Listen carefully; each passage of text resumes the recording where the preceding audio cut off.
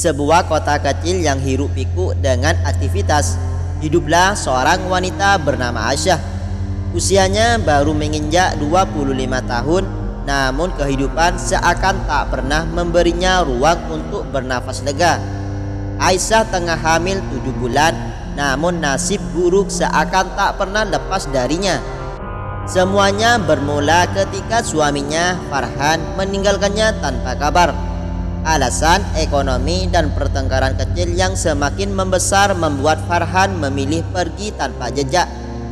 Sejak saat itu Aisyah harus berjuang sendiri menghadapi kehidupan yang semakin berat. Ia menumpang di rumah kakak perempuannya, namun kebahagiaan itu tak berlangsung lama. Beban hidup yang berat membuat kakaknya merasa kehadiran Aisyah hanya menambah masalah. Pada suatu malam setelah cekcok kecil, kakaknya berkata dengan nada tinggi, "Maaf Aisyah, aku sudah cukup menanggung beban, kau harus mencari tempat lain." Malam itu di tengah hujan deras dengan perut membesar, Aisyah terpaksa keluar dari rumah tanpa arah. Satu-satunya yang ia bawa hanyalah tas kecil berisi beberapa helai pakaian dan buku doa usang peninggalan ibunya. Langkahnya tertatih sambil menahan tangis yang sedari tadi ia tahan. Dunia terasa begitu kejam. Ia berhenti di sebuah halte kosong, duduk sendiri sambil memeluk perutnya. "Ya Allah, aku tidak tahu harus kemana, tapi aku yakin Engkau tidak akan meninggalkanku," bisiknya lirih. Dalam kesedihan itu ada seorang wanita tua penjual gorengan yang memperhatikannya dari jauh. Tanpa banyak bicara, wanita itu mendekat dan menyodorkan sepotong roti hangat. "Nak, makanlah, Tuhan tidak akan membiarkanmu sendirian." Air mata Aisyah tak terbendung. Seketika ia merasa ada tangan Tuhan yang sedang menjamah hatinya melalui orang asing itu. Aisyah menatap wanita tua itu dengan mata berkaca-kaca. Tangan keributnya dengan lembut menggenggam tangan Aisyah seolah ingin memberinya ketenangan. "Nak, siapa namamu? Dan kenapa kau ada di sini sendirian?" tanya wanita itu. Dengan suara bergetar, Aisyah menceritakan semuanya. Tentang kepergian suaminya, tentang diusir dari rumah, dan tentang kebingungannya harus pergi kemana. Wanita tua itu menghela nafas panjang, matanya memancarkan empati. "Kau bisa menginap di rumahku malam ini. Bukan rumah besar, hanya warung kecil di pinggir gang. Tapi setidaknya kau tidak akan kedinginan di sini." Tanpa banyak pilihan, Aisyah menerima uluran tangan itu. Mereka berjalan menyusuri gang sempit hingga tiba di sebuah rumah sederhana di belakang warung kecil. Rumah itu tidak mewah tapi terasa hangat dan nyaman. Di dalam, wanita tua itu yang akhirnya memperkenalkan dirinya sebagai Bu Rahmah menyiapkan teh hangat dan selimut untuk Aisyah. "Nak, hidup ini penuh ujian, tapi ingat, setiap orang yang kau temui bisa menjadi perpanjangan tangan Tuhan untuk membantumu. Istirahatlah dulu, besok kita pikirkan apa yang bisa kita lakukan," kata Bu Rahmah. Malam itu untuk pertama kalinya dalam beberapa hari, Aisyah bisa tidur dengan lebih tenang. Ia merasa meski telah kehilangan segalanya, masih ada orang baik di dunia ini. Keesokan paginya, Bu Rahmah mengajak Aisyah membantunya di warung. Meski awalnya ragu, Aisyah menyadari bahwa ini adalah cara untuk memulai kembali hidupnya. Hari demi hari ia membantu Bu Rahmah memasak, melayani pelanggan dan mengelola warung kecil itu. Pelanggan mulai mengenal dan menyukai Aisyah karena keramahan dan kerja kerasnya.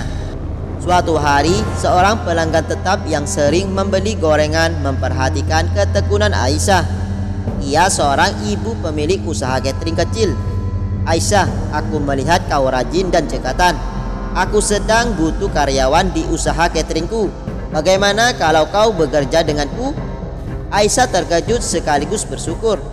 Tanpa disangka pekerjaannya di warung kecil ini telah membuka jalan baru baginya. Dengan restu Bu Rahmah, ia menerima tawaran itu. Dalam beberapa bulan, hidup Aisyah mulai membaik.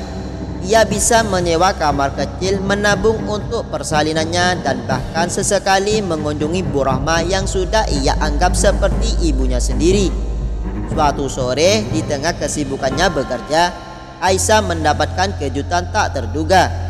Seorang pria berdiri di depan tempat bekerja, Farhan, suaminya yang dulu meninggalkannya. "Aisyah, maafkan aku salah." Air mata Aisyah mengalir bukan karena sedih, tapi karena ia telah menjadi wanita yang lebih kuat. Aisyah berdiri mematung di depan Farhan. Pria yang dulu meninggalkannya itu kini berdiri dengan wajah penuh penyesalan. "Aku bodoh Aisyah. Aku takut menghadapi kenyataan, takut gagal sebagai suami dan ayah. Tapi setelah aku pergi, hidupku justru semakin hancur. Aku sadar aku meninggalkan satu-satunya orang yang benar-benar peduli padaku." Suara Farhan bergetar. Aisyah menarik nafas dalam. Hatinya masih menyimpan luka, tapi ia juga tahu bahwa ia telah melalui banyak hal. Ia bukan lagi wanita lemah yang dulu diusir dan ditinggalkan tanpa daya. "Farhan, aku sudah belajar banyak dari semua ini. Aku tidak bisa langsung menerimamu kembali. Aku butuh waktu. Aku butuh bukti, bukan hanya kata-kata," kata Aisyah tegas. Farhan mengangguk pelan. Ia tahu bahwa kepercayaannya harus diperjuangkan kembali. Sejak hari itu ia berusaha membuktikan bahwa ia telah berubah. Ia mencari pekerjaan, mencoba membangun kembali kehidupannya, dan yang terpenting ia tidak pernah absen mengunjungi Aisyah untuk memastikan kesehatannya dan calon anak mereka. Bulan demi bulan berlalu. Akhirnya hari yang dinanti tiba. Dengan bantuan Bu Rahmah dan Farhan yang setia menunggui, Aisyah melahirkan seorang bayi perempuan yang sehat. Tangisan bayi mungil itu seakan menjadi pertanda babak baru dalam hidup mereka. Saat menggendong bayi untuk pertama kali, Aisyah menitikkan air mata. Ia teringat betapa berat perjalanan yang ia lalui. Dari seorang wanita yang diusir dan kehilangan segalanya, kini ia memiliki tempatnya sendiri, pekerjaan yang layak, dan orang-orang yang mencintainya. Melihat Farhan yang kini lebih dewasa dan bertanggung jawab, Aisyah akhirnya memutuskan untuk memberinya kesempatan kedua. Namun kali ini dengan satu syarat. Hubungan mereka harus dibangun atas dasar saling menghormati dan menghargai. Farhan menerima dengan tulus. Ia sadar bahwa kesempatan kali ini adalah hadiah yang tak ternilai. Pesan moral, hidup tidak selalu berjalan sesuai harapan. Kadang kita kehilangan segalanya sebelum menemukan jalan yang sebenarnya. Tapi di setiap cobaan selalu ada hikmah tersembunyi. Tuhan tidak pernah meninggalkan kita, Ia hanya mengajarkan kita untuk menjadi lebih kuat. Dan bagi siapapun yang merasa terpuruk, ingatlah, selalu ada cahaya di ujung jalan.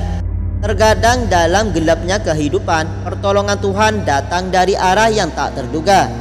Jangan pernah kehilangan harapan, karena setiap ujian selalu membawa hikmah yang tersembunyi.